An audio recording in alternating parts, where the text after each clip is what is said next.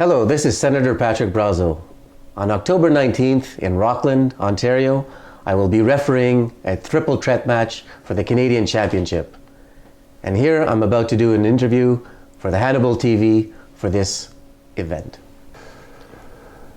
This is Hannibal here from the HannibalTV.com, and today I'm doing a bit of a career interview with Senator Patrick Brazeau, who's a member of the Senate of Canada.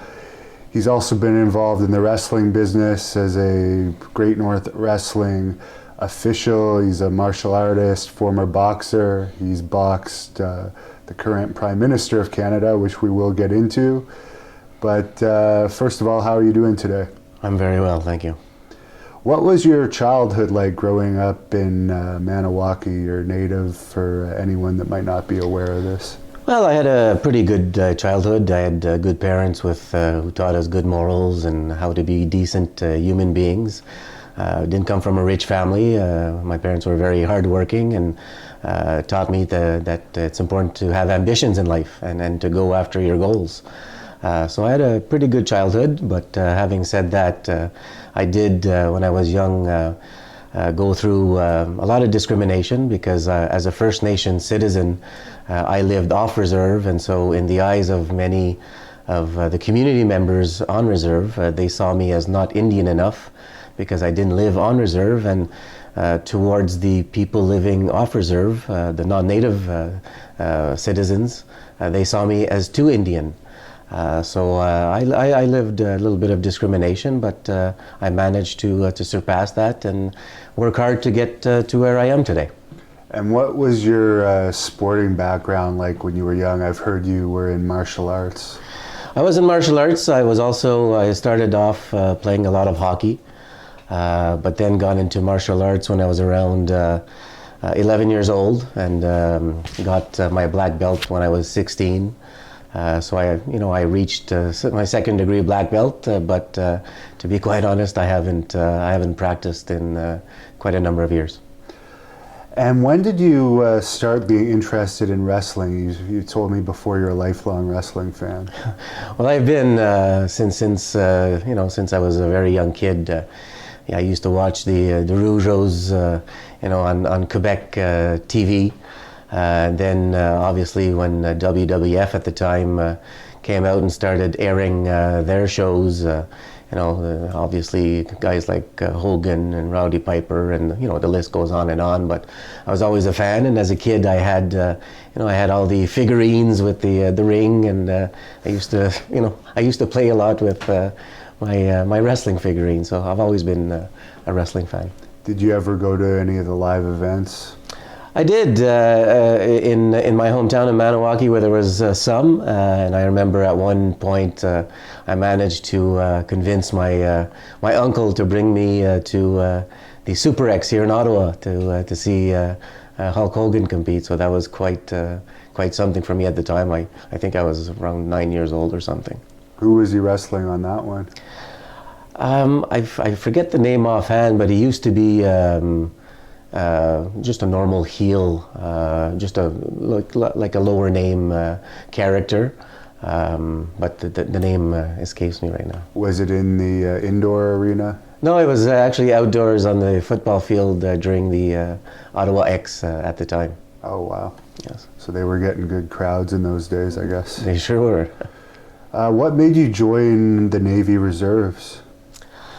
Well, essentially, I was in school at that time. I was in a wrong program, or I thought at the time I was in a wrong program. So I just decided to step back from school and to see what else is out there. And my brother was a former Governor General Foot Guards, and he's the one who basically gave me the advice that I should join. It does great things, to a man's body and a man's mind. And so I got into it, but I was a naval reservist, and essentially got out of it because of work, and I decided to go back to school subsequent to that. Where did you do your basic training for that? At Saint-Jean-sur-Richelieu, Quebec, just outside of Montreal. I see. Did you have any other jobs before joining the public service? I did. I had tons of little odd jobs. I used to work, my first job was working for the NCC. I was cleaning the lawns at Parliament Hill and La Cafe at the NAC, doing a lot of weeding and working around the flowers. I worked at a bowling alley. I worked as a bartender. So yeah, I worked for my dad's propane company back in Maniwaki. So yeah, I've had a lot of odd jobs, which again contributed to where I am today, and to know how to work and try and get some ambition and try a lot of new different things, because a lot of people sometimes focus on one area and they may or may not like it, and I've been very open in my life with about everything, and I think it helped me with my baggage, so to speak.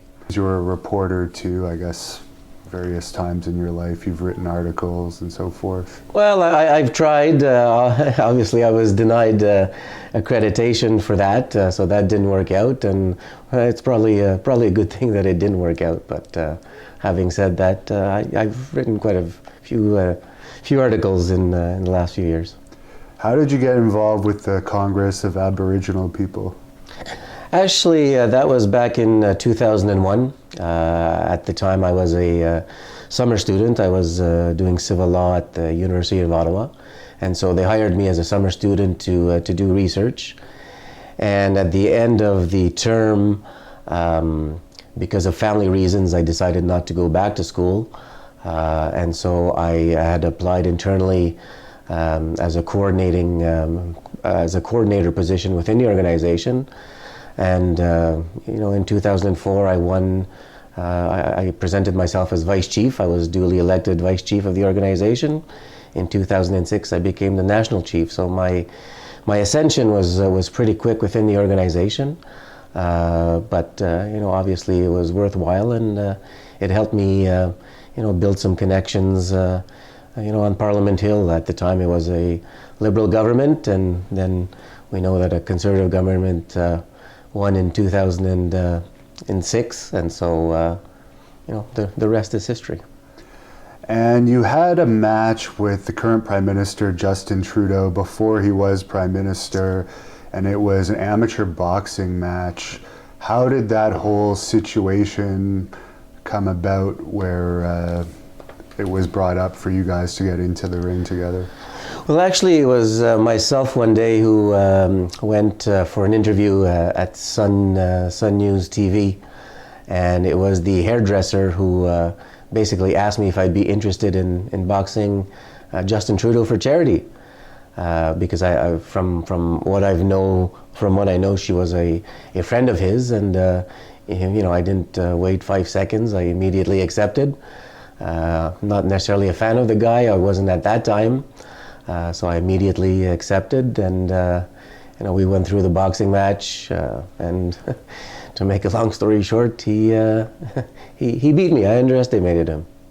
What was your training like going into that? Because you mentioned martial arts, but that's very different than boxing, especially in the days before MMA, when you were probably doing it.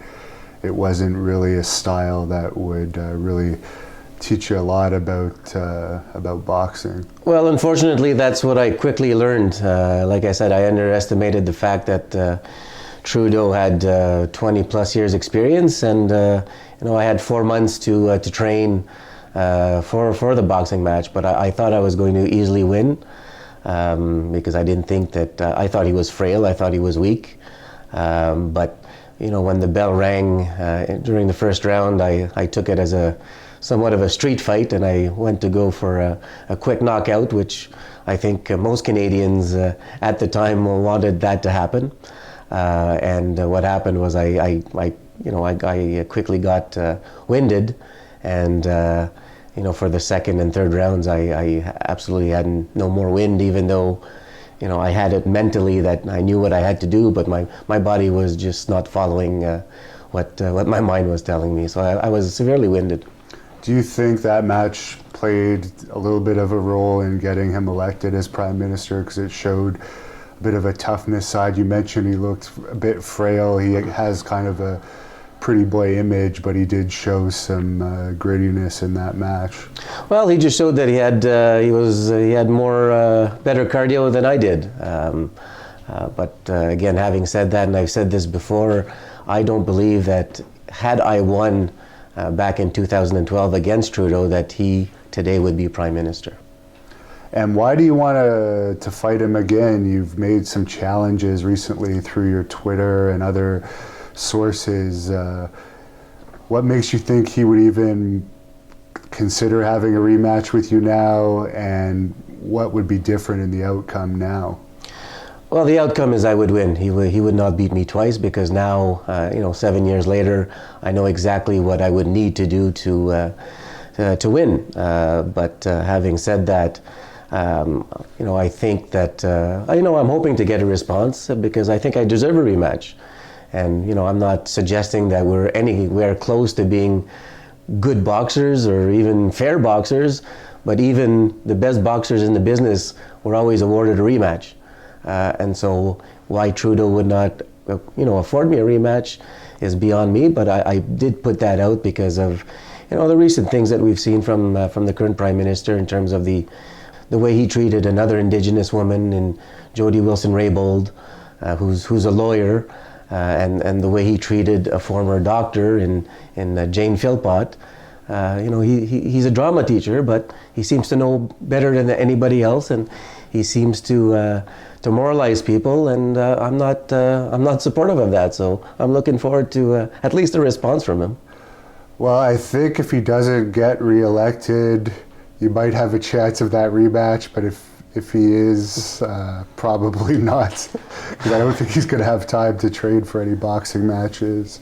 Well, having said that, I look at it a different way. I think that perhaps back in 2012 he needed this boxing match to better his image, and with what we have seen throughout this past year in particular, perhaps he's in the same position, and maybe I'm hoping that he would accept. Well, if he sees this, we will put this one up as an individual clip.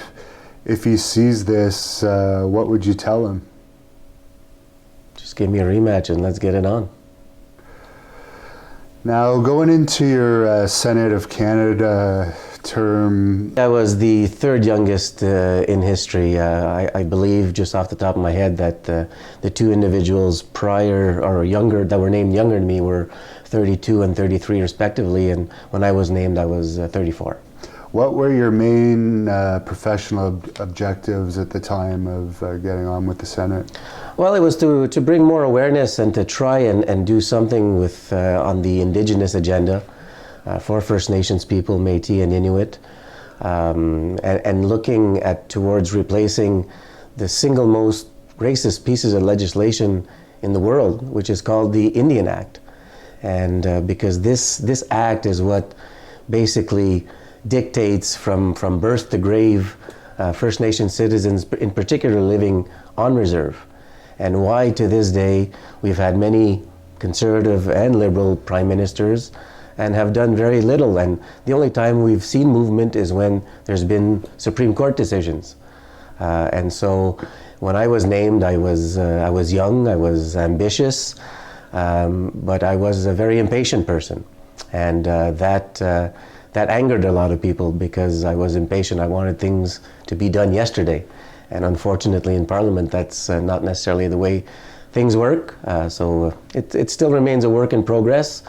But I've stepped away from that agenda a little bit because I started focusing because of my personal history, my personal experience. I'm working, and I did work on a research report on mental health and suicide prevention, in particular for boys and men, because 75% of suicides in this country are committed by men.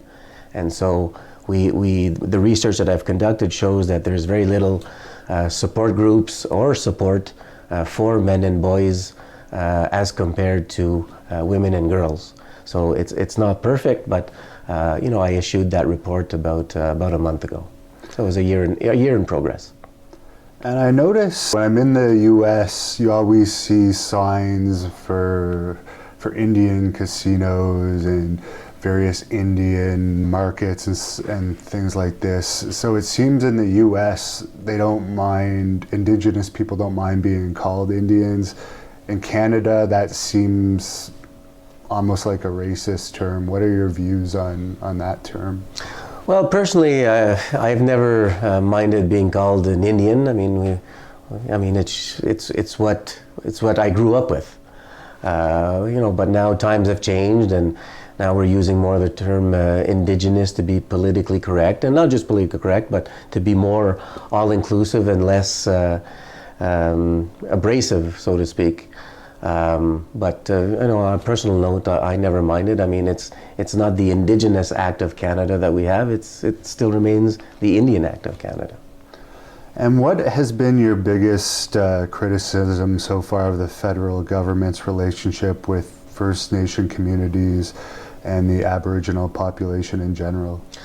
Well, it's been pretty much the same for many previous governments, but in this particular government, and I am an independent senator, and I try not to delve too much into the politics during the election campaign. But I think it's a lot of nice words and very little action. And I've traveled and I've met and I went to different First Nations communities, both on and off reserve across this country, and they're tired of the empty promises. And it's unfortunate that those making the empty promises keep getting away with it. And that says a lot about First Nations people. They're very patient, but at some point, everybody, regardless of who they are, has a breaking point. And so if there's a continuation of empty promises, I think that people eventually will get really fed up until clear and concrete action are done to benefit First Nations people across this country. And what do you think has been the effect of the Indian Act on the plight of both Aboriginal and non-Aboriginal Canadians as a whole? Well, that's a very interesting question, good question, but very difficult. I think that we could spend half a day on having an actual answer, but suffice it to say that the Indian Act really prevents First Nations people, unless they choose to move off the reserve, to have access to programs and services like any other Canadian has. And we can't forget that First Nations people living on reserve were actually forced and placed there by previous federal governments. And so when we talk about a First Nations community, that's not necessarily the land base where First Nations people lived before they were imposed to live there with very little services, especially in remote communities where there's no, people can't drive in, people have to fly into those communities. So they're always at a disadvantage, and that's exactly what the Indian Act does. And what was your relationship like with former Prime Minister Stephen Harper and the Conservative Party before 2013? Well, it was, I hate to admit it, given how I feel that they treated me at the time, but it was a good relationship. Obviously, I brought in a different voice that the Conservative Party in particular weren't accustomed to hearing. And so I tried to make a lot of inroads and movement behind closed doors, outside of the public. And so unfortunately, that wasn't always met with enthusiasm within my former party. But having said that, the Prime Minister back in 2012 decided to throw me under the bus, or try to, for no apparent reason. And time has gone by since then, and I'm a happy independent senator. And as you mentioned about the whole getting thrown under the bus between 2013 to 2016, it was a very troubling time for you. You were in the news all the time nationally, and your personal life was a very hot topic. I'm not going to get into all that in detail, but I was wondering if you could describe what happened from your perspective and how it affected your relationships with your family, friends, and colleagues. Well, first of all, I'm a lucky man to be alive today, and I'm lucky to have had the support from my father, my brothers, my friends, and other family throughout that ordeal. But having said that, and when we talk about suicide prevention and issues of mental health, I personally was not equipped with dealing with what had happened to me. A lot of false accusations, a lot of bad decisions, personal decisions on my part. I hit rock bottom. I had no money, no job. I was suspended without pay for almost 3 years, and then the Crown just decided to lift, the charges against me. But living with false charges for 3 years is very hard on a man. It's very hard on any human being, I believe. But I personally was not equipped. I was too ashamed to ask for help because it was tough. It was really not just hard to swallow, but it was hard to wake up in the morning and look at myself in the mirror because things were happening so fast that I never saw anything coming. And so it was the day, obviously I did try to commit suicide at one point, but it was after I woke up from my coma that I decided to seek help on the spot at the in my hospital bed actually.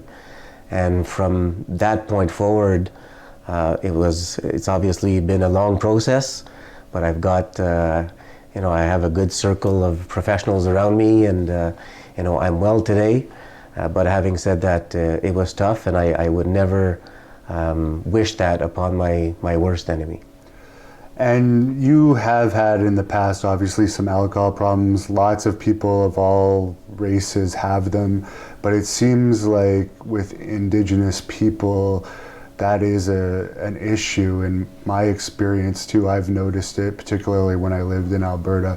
Why do you think that group has that particular issue with alcohol? I know there's a lot of dry Indian reserves for that reason, for instance.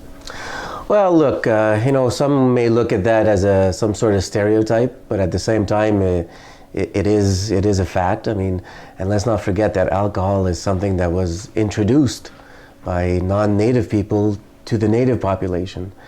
And the reason that was done in history, and not to give any history lessons, but it was basically to appease First Nations people at the time, to sign treaties that essentially were never honored.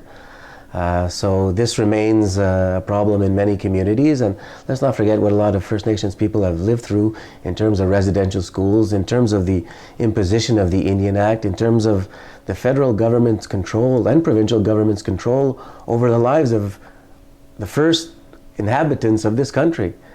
And so unfortunately people turn to substance abuse issues to try and forget, to try and cope. But as I experienced it myself, there is no substance that solves any problems. And I've lived it, and I know that now, and I'm a better person for it. I was recently on a reserve covering an MMA event. I think it was in Kanawaki, and there was lots of cannabis stores on the reserve. Do you think that that's a better solution of possibly a substance that's now legal to take for people that might have alcohol issues? Well, there's so many studies out there with respect to cannabis use. Even the NHL, for example, are looking at the CBD components of what that could do for athletes in terms of the pain that they're struggling with.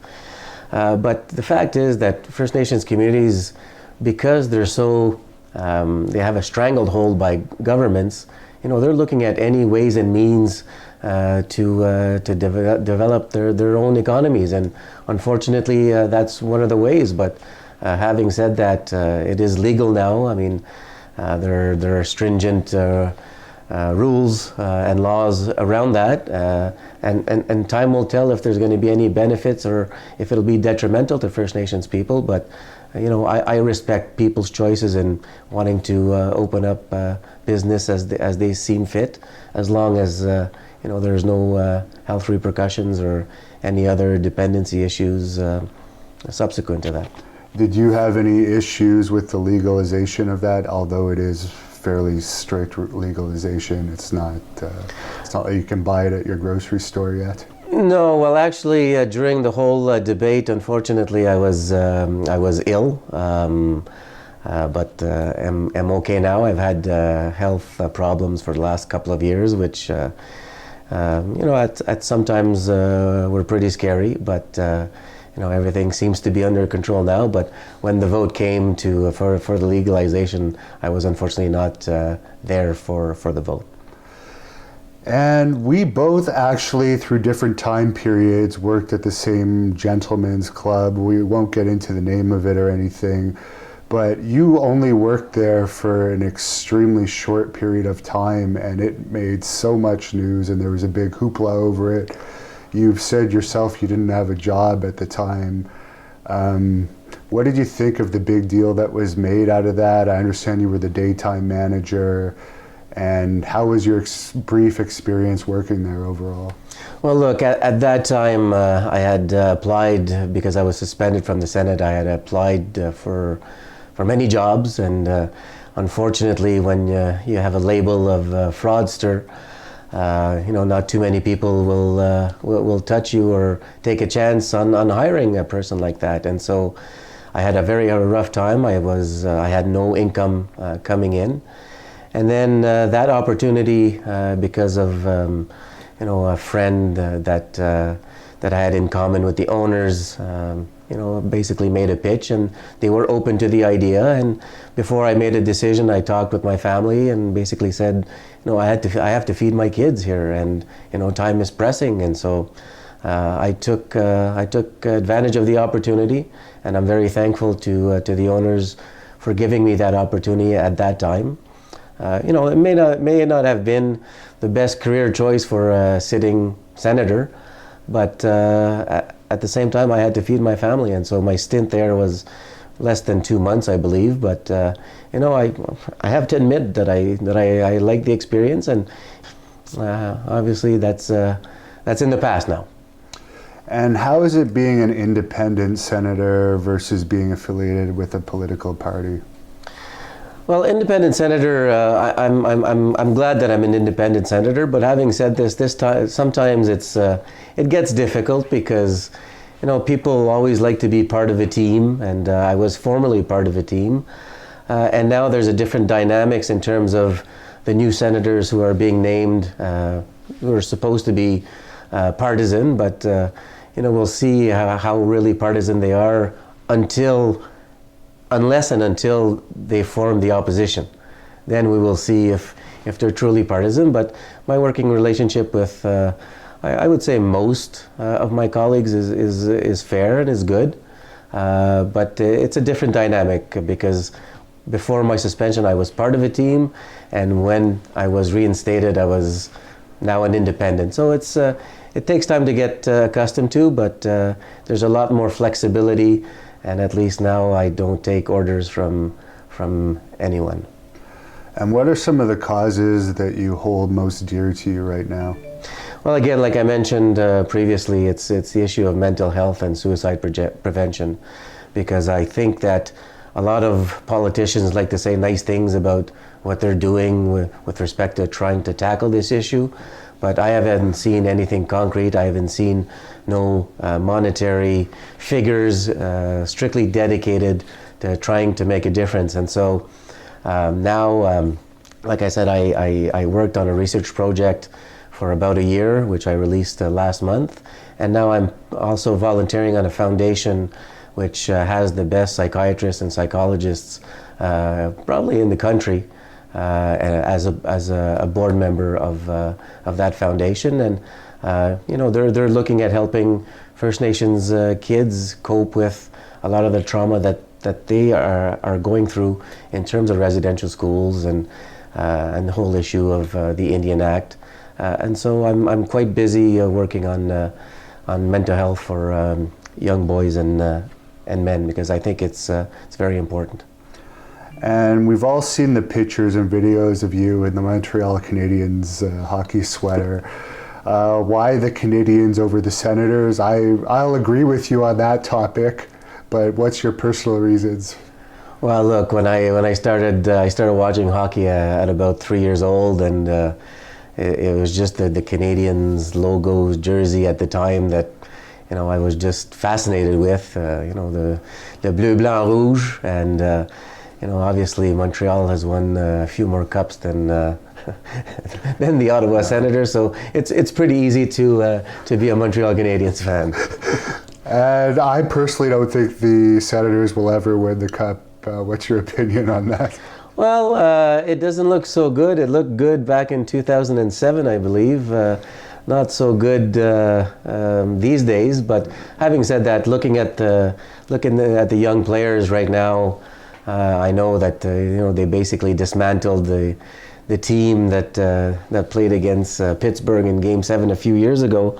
But they're some good players. But again, there seems to be lingering ownership issues, but I hope they succeed, because it's fun for Ottawa to have a team.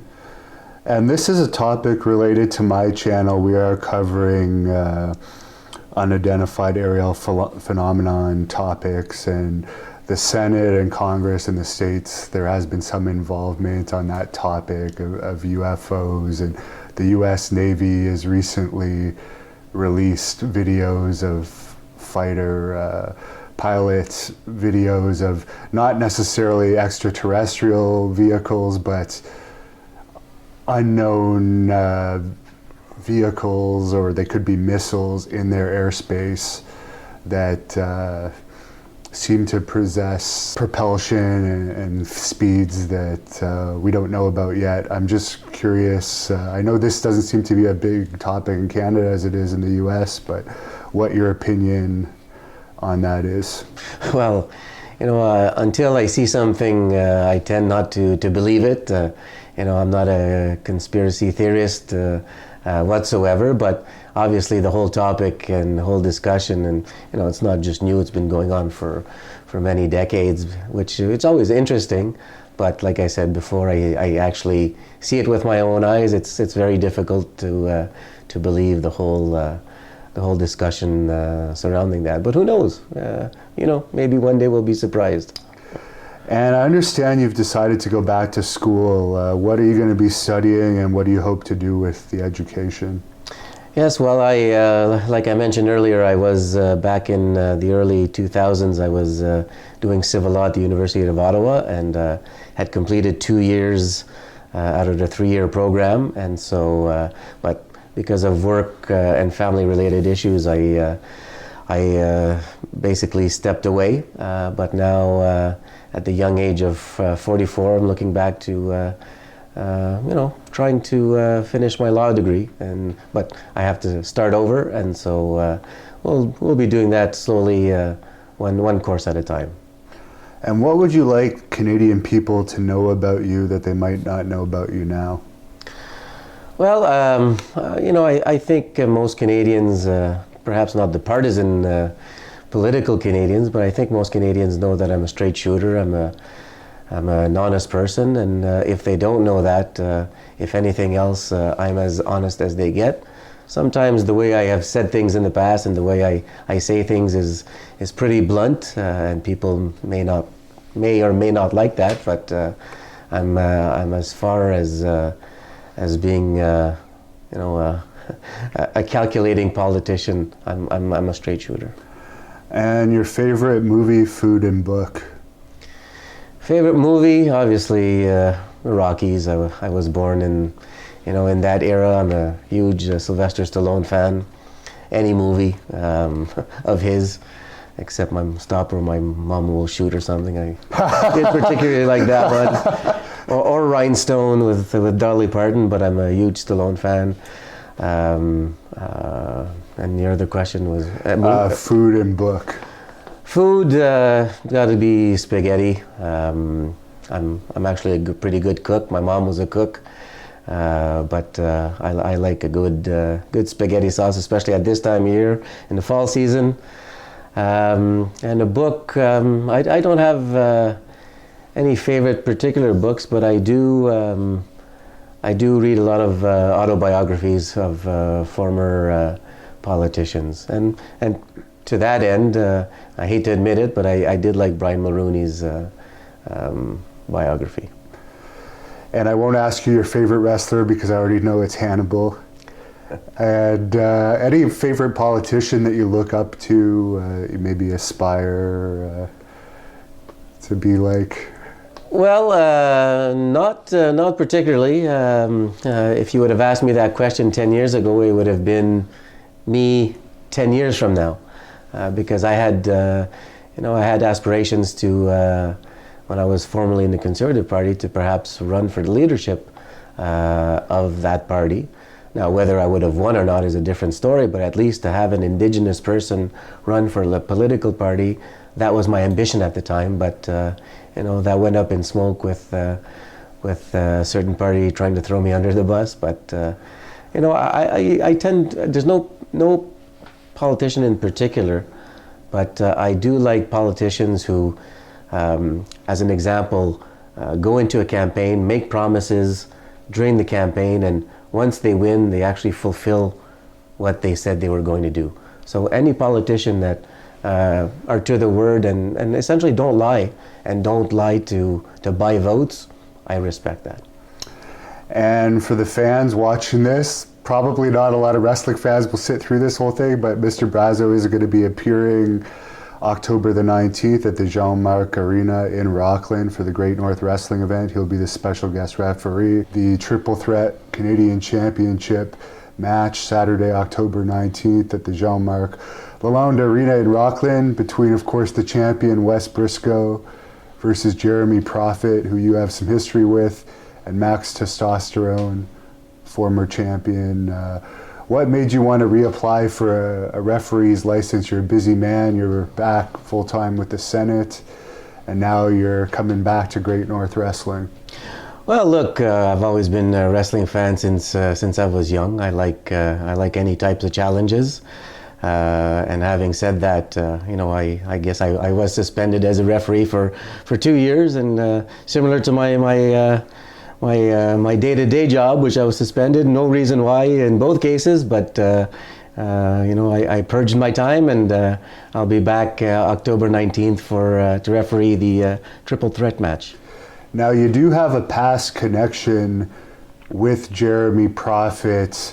Can we expect you to be neutral in this match? Have you spoken to him since a number of years ago when you helped him out? No, I haven't spoken with him at all.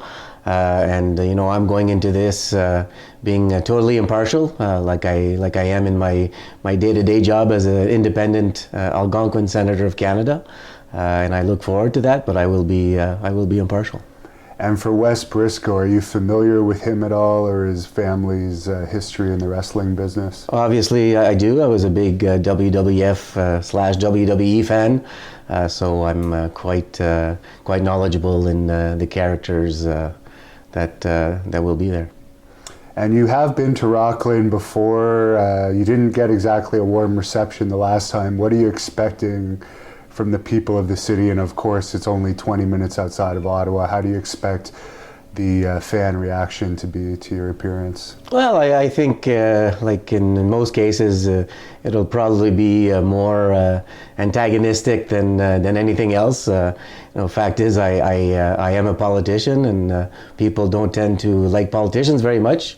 But having said that, that's all part of the fun and the challenge, and I look forward to seeing the fans on October 19th. Any message to the wrestlers involved in the match that are likely going to see this? It's a big match for them. The Canadian Championship is on the line. Well, I think all the participants should focus on what they have to do to win. And I'll be there to call it right down the middle. And just a word of caution to those wrestlers. Hopefully, they're not gonna try and pull anything similar to what Hannibal did some time ago, and when he pile-driven me through a table. So this time, I'm just not gonna take it. Well, that was well-deserved in my opinion. There is Dark Cash, the manager on the outside. He's been known to interfere here and there. What could we expect if he tries to get involved? Well, like I said, I'm there to referee, call it straight down the middle to be impartial, but if anybody tries anything funny, I'll be there to defend myself. For the great fans of Great North Wrestling, on October 19th, I'll be stepping into the ring as a referee, albeit. Unfortunately, it's not against Trudeau, but at least I'll be in the ring with people who aren't afraid of me.